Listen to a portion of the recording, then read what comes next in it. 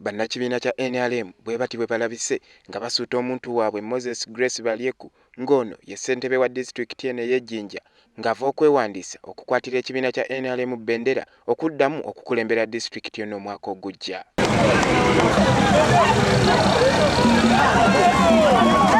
Bano bazinye okwetooloola ttawuni y'Ejjinja yonna nga bwe baleekaanira waggulu nga bakutte ebipande. Omuntu waabwe olumaliriza okwewandiisa abadde abategekedde ekyemisana mu maka ge mu kibuga ky'Ejjinja.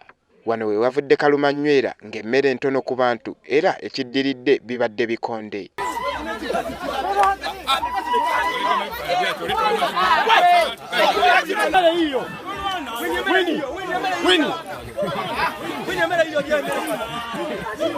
Kino tekisosodde mwana, mukadde, musajja, mukyala oba muvubuka.